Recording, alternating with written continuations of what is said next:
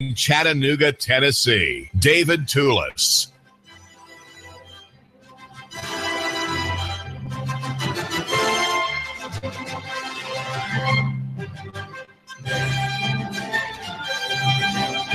I'm so glad that you're here. You're my listener here at Nooga Radio. Thank you for tuning in to the CBS radio news station, the leading radio news platform, multimedia platform in Chattanooga, making the most unusual arguments that people have just never thought about, and especially in areas that in which they're excited, but which they don't have perhaps sufficient fuel to propel themselves forward in, and that would be the area of the free market, the marketplace analysis of David Tulis and Nooganomics.com. I'm working on some stories. One is the unmarked car story, which we've broached already, and I'm waiting for a word back from Phil Noblett, the deputy or assistant city attorney, the city attorney being Wade Hinton, and I've asked what is the authority for the city through its executive branch agency, that is the police department, to run unmarked cars for the purpose of traffic enforcement. There is a danger there. There is a lack of due process, and it's possible that this is illegal. Now, that's based on my review of the statutes involved that touch on it, even though there is a policy manual on traffic and other topics that Fred Fletcher assembled in his tenure in the police department that allow it. But the chief allowing it is one thing. The people, through their representatives, allowing it is another. So we're working on that, and I'm just gearing up to prepare my analysis in print. Now, that's what I do here. The editor of Nooganomics.com. That is our chief sponsor at the David Tulis program, Nooganomics.com, the website for the man who matters. And because I want you to be a man who matters, I'm trying to be one myself. And a part of that involves just the way that I live my life. I've done some, maybe in the B to C range, done some to be a freer person than I might otherwise be, freeing my ideas as well as the ideas of my wife, Jeanette, and my children. I have four.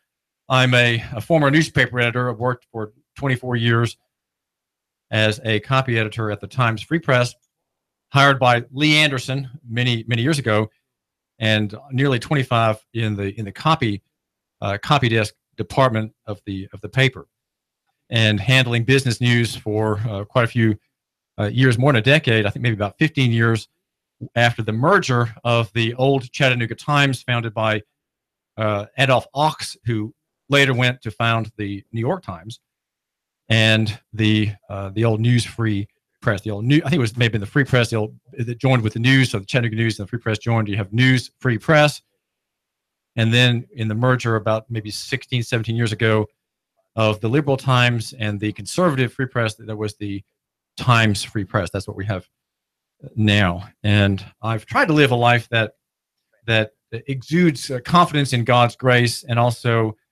offers an example of self-governing responsibility to family and to my neighbor. And part of that is being a homeschool dad. I have four children, as I mentioned them, and they range in age from 14 to 25. The eldest, a girl, and she's a sculptress who went at age 17 to Manhattan to live and go to a sculpting atelier, which is to say workshop in French, and learned classical art there, and is making her way as an artist in Manhattan. And the others are sons. One is an analyst, a white hat hacker at 23 or so. Another son is 20, a Marine who was badly injured in the Marine Corps at Paris Island, who's learning the welding trades, and tells me yesterday he has gotten a job at a naval shipyard in Mississippi. And then there's one more at home, 14. And what I do is, as a homeschooler, is I try to make my children see the world from God's perspective. And that's because I'm a Christian, and I want them to understand that, man is not self-creating. We are creatures. In fact, we're made in God's image, and we have a duty to love him through Jesus Christ and by the power of the Holy Spirit, and to live exemplary lives. That is to say, lives that honor his commands. The Ten Commandments is the summary of that short, it's a rather short list of duties that Christians have, and to glorify him and love him. That's what the duty of the dad is, to have his children see him do that, and to encourage him by teaching and reading and conversation, to have them do that too when they see fit to leave home. And so we have one at home still. As a homeschool dad, I'll be at the Homeschool Expo this next weekend, not this weekend, but next Friday and 2 Saturdays out, I'll be at the Homeschool Expo at Camp Jordan in East Ridge. It's the 21st and the 22nd. And it starts at 9 o'clock each day. And I'll be at the main booth there. If you want to meet me, I'd love to meet you. Bring your family, bring your children, bring your grandchildren, and or attend some of the lectures. There are many speaking events there as well from some of the exhibitors who are experts in their field. For example, the Greg Stablins come every year from Memphis. He is an expert in math and teaching children mathematical principles by what are called manipulatives, the things that you have in your hand. And so he has specialized that way of learning about numbers, very kind of learning numbers by game, things physically. It's a very wonderful gift that he has in explaining those things to visitors at the expo, and to selling them that equipment, if you will, those pieces that let a parent, a mom or dad, teach mathematical precepts to very young children. But on the other hand, I mentioned young children and teaching, but generally the homeschool world says later is better than earlier, and there is in the unschooling wing and in other wings of homeschooling, there is the sense that younger children should not be overtaught, right? Don't overteach complex numbers and the like to very young children. It's just an absolute waste of time, and makes children hate that subject later on. So there is a free market offering. It's every year about this time, and this year it's next weekend at Camp Jordan. Do attend. I'll be there. I won't be there early in the morning on Friday because I'll be here at the studio. But then after that, I'll be going down. I'd love to meet you, my listener. You know, you've not taken me up on Friday mornings, but I do have Friday mornings. I'm publicly available to you if you want to join me for coffee. It's every Friday at the Panera store in Hickson. I'm there with my bagel, usually the same bagel, well toasted in 3 butters, every Friday morning at about 6:30. So would love to meet you. I'm very available and accessible as a writer. That's what I do. I'm a writer, the blogger with the biggest pen, David Tulis, here in Chattanooga. Now we have more on page 1 of the paper today about the educational sector, and there is an accounting of Chattanooga 2.0 1 year later, and that is the regard for the effort by a group, a nonprofit organization called Chattanooga 2.0, which is described as a coalition. You've got business people in there, school administrators, private nonprofit stakeholders, as they're called, the Chamber of Commerce. And there was a review Thursday night, a 3-hour get-together, looking at seeing what this group can do to promote the cartel, right? The cartel that is compulsorily paid for by taxation has a way of making people forget that its foundations are coercion and compulsion, making them forget that and think that, in fact, it's a voluntary arrangement, that we're here because we want to be.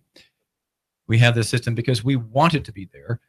It matches everyone's private goals. It's not a public policy goal at all. It is, in fact, put there because people want public school, and they support public school, and they would never, ever dream of getting rid of it, even though it is completely outdated by the internet and the innumerable free offerings online, whether videos or books or studies, free online.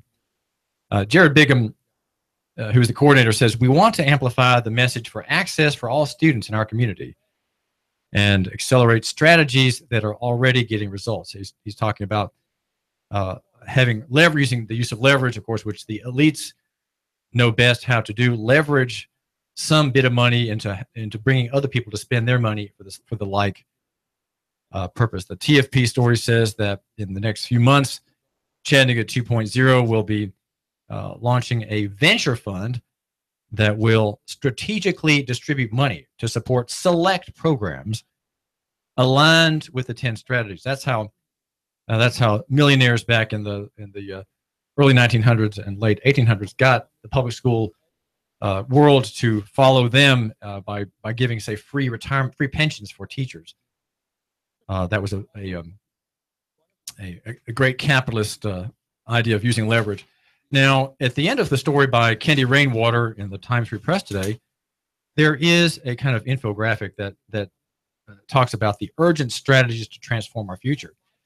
And here, I speak French, so sometimes when I read French, like my French Bible, I have to look a word up. I have to kind of draw out the meaning in the French when there's a vocabulary item I don't understand. So there's a translation process. Here, let me just do a little bit of that. Since I work on that in the French, give you some translation of the urgent strategies to transform our future. There's a list of 10. I'm not going to belabor the point by going farther than I need to. But number 1 says strengthen supports for families and for parents and families. Well, the idea that public school strengthens any family or any parent is simply upside down. What public schools do is to weaken families and parents. By design, that is their design, to weaken the family, to discourage the parents from taking an interest in schooling, discouraging parents from taking an interest in education by presenting to them the necessities of schooling. Right? Schooling is the compulsory mass system of whistles and bells and programs that break everything up and disconnect everything. That's the purpose of schooling, is to disconnect all what we would call all the subjects. Right? The subjects are all distinct. They are all isolated, and none is worth more than 50 minutes. All right, there's 50 minutes of discussion or busy work or what have you. Every subject is sort of broken up, and there is a very postmodern disconnection of everything in the subjects of the world. Right, the subjects through which we glean how the world works and how God works in the world, in history and science, the physical universe, and in society. So number 1 is strengthen supports for families and parents. That is just the opposite of what's happening, and there's no way that within the system parents and families can be strengthened. It is simply impossible. And that's the idea of the public school, of course, is that we present ourselves as strengthening, but we weaken those two essentials for moral character development. And number 2 says create an early learning network. Well, we've had subsidized kindergarten for ages, and so here now we have a goal to create an early learning network. Of course, a learning network is better than kindergarten.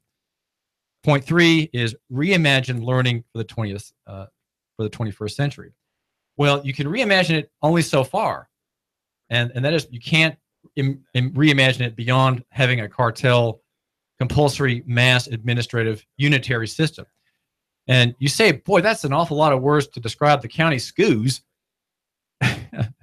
Well, it may be, but it is a unitary system. It is Unitarian, I could say, but it is unitary in the sense that it's one single large, controlled by remote forces organization. It is a corporation. And so we're supposed to reimagine the 21st century and what we call learning, but not without the cartel, which has prohibited learning and prohibited the prospect of individuals finding their own genius or even finding God in the study of creation, the study of humanity. And number 4 says increase the focus on literacy for all students. Well, that's interesting way of putting it. If you focus on the literacy, if you increase the focus on literacy, you're not increasing phonics. Okay, there's a difference between going to phonics and increasing the focus on literacy. The establishment since the 1920s has been increasing the focus on literacy because illiteracy is a baffling problem, and the pedagogical experts of our country from the time of Thorndike, the behaviorist, have been trying to figure out why people can't read. Well, they can't read by design. That is because phonics has been rejected as working. Phonics works, and so we can't possibly have phonics. But instead, we have to focus on literacy for all students. So here again, we have a statement in the newspaper that's telling us something, but it's really telling us just the opposite of what we think it means. It's telling us, well, we're not going to go to phonics, but we're going to focus on literacy, right? We have a literacy problem. People don't know how to read. We can't teach them to read. Children develop these bizarre conditions that we've turned into medical conditions, AD, ADHD, and the like. But these are often learned behaviors. Behaviors, of course, is how you describe the movements and activities of an animal. And that is where we have our problem, is because children don't have souls. They are really animals, and they're viewed materialistically in terms of evolutionary development. And so they're not to be allowed literacy. Literacy is dangerous, and active literacy is even more dangerous, and that is only to be granted to children of the elites in private schools. Believe me, Macaulay and Baylor don't have the same methods of teaching reading as the public school does. And then also, I'll stop here. Okay.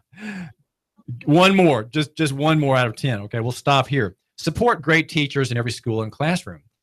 Well, a great teacher is not one who goes against the system. A great teacher is one who works within the system and complies with all the edicts from Nashville and the Department of Education. So if you support great teachers, what you have is you're supporting a teacher who agrees with the system as it is, who won't buck the system, who won't try to make a change, who won't try to make a reform.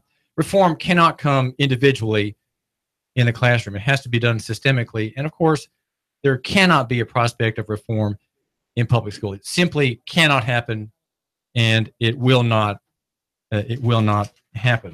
Even though we are blessed with the arrival of Dr. Brian Johnson. His scope is grand. I want you to know, if you read the quotes in Chattanooga.com, his scope of operation is enormous, appealing to your sense of giantism, right?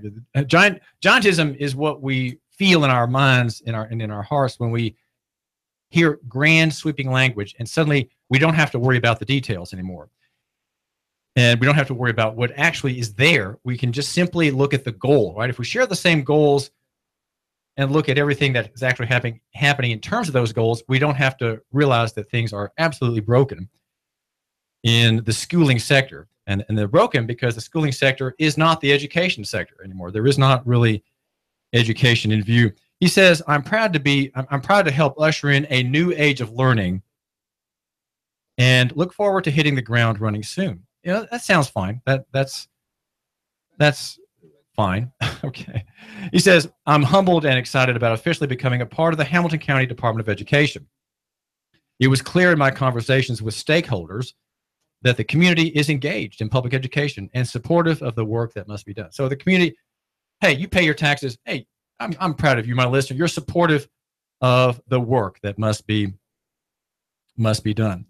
He also says, I thank Chairman Hollander and so on for their collective support, giving me the opportunity to lead a group of great teachers, leaders, and support staff. And he says the best part of his quote is the one that's in the headline in John Wilson's news report at Chattanooga.com. In August, as we open the schools, every employee in the district will focus on providing each student a world-class education. And that is, there's some mystery involved there. How can there be focusing on each student when you have a class of 30? I mean, there's no way you can focus on a student. You have to focus on the whole. And no student who is unique, who is resistant to the routines, who is dissenting, right? Who has his own idea, has his own dreams, and is bored in school and is being ruined by school, he is going to have to comply and get with the program. Why? He's going to get a world-class education. You know, if you have a world-class education, what that means is you are going to be made like everybody else. And if we're all like each other, all have the same expectations, if we all expect to be policed, right? We want to be rightly policed is one of the messages of school. We want to be rightly trained. We want to be rightly made to understand how government is essential for living. And that if life occurs outside of government, well, it's dangerous, it's anarchic, it's decapitalizing, it's risky, and it's insecure. We need to have government at every turn. And because this is the narrative here, I offer today for your homeschool, your public school student, The Law. It's our book of the week, The Law by Frederic Bastiat. Find out more about him is Bastiat. Bastiat, a great primer, a great classical liberal writer, just like me. Now, I'm not great. I'm just here in Chattanooga. David Tulis, and I do thank you for giving me just a minute of your time. There's a world-class education to be had on your own by reading independently, reading privately, meeting people privately, finding real work with real people, not in school, not in the classroom. David Tulis. Nooga Radio, AM 1240, 92.7 FM. Does your business have enough clients? Are you confused about how to stand out in today's saturated social media market? Do you feel lost?